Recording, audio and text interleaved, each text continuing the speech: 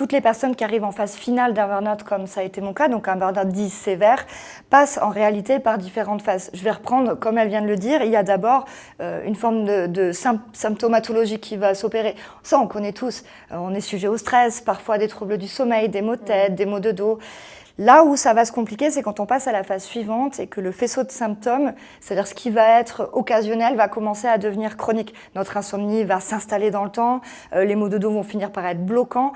Là, c'est le moment où, en général, maintenant, alors moi, c'était il y a 10 ans cet épisode, on était quand même un petit peu moins, les médecins étaient moins formés sur ces syndromes-là, mais normalement, c'est le moment où le médecin va donner un arrêt de travail. Il va dire, là, il est en train de se passer quelque chose, et tout l'objectif, c'est de faire du préventif et d'essayer d'éviter la phase finale.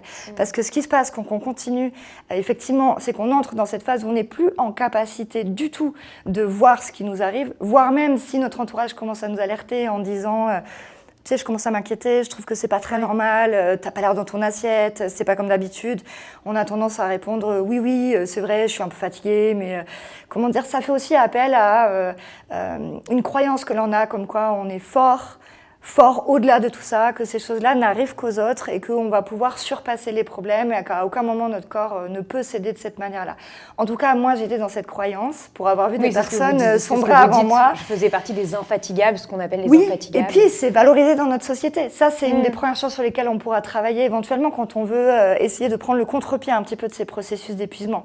C'est cette façon que l'on a de considérer la volonté comme une force, comme une puissance, sauf que quand elle va au-delà des limites corporelles, quand elle va au-delà des limites de l'entendement, ça devient problématique. Et alors, pour arriver au bout de ça, quand on arrive en phase finale, c'est la maladie qui se déclenche. Pour moi, ça a pris la forme qu'on a décrite tout à l'heure. Mais il faut savoir qu'il y a des AVC, il y a des crises cardiaques, il y a des décompensations psychiques, il y a des suicides qui sont des burn-out, qui sont aujourd'hui diagnostiqués comme des burn-out.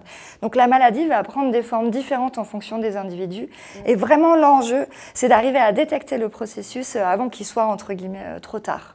Oui, parce que justement, on l'a dit, il y a le corps qui se manifeste et on peut négliger en fait justement ce corps qui exprime son épuisement, mais il y a aussi un épuisement psychique très souvent qu'on peut observer assez rapidement de personnes qui ont du mal à se concentrer, qui ont une mémoire immédiate qui est presque inexistante, qui n'arrivent pas à se souvenir de quelque chose qu'on vient de leur dire, qui parfois n'arrivent même plus à lire. Enfin, il y a ça finalement aussi comme signaux d'alerte. Moi, je trouve que la lecture, pour les gens qui aiment lire et qui ont l'habitude de lire, c'est un bon signal que quelque chose ne va pas. Quand on n'arrive plus à se concentrer suffisamment pour lire, ça montre qu'on est arrivé dans un état de fatigue qui est déjà un petit peu au-delà du normal et de l'acceptable.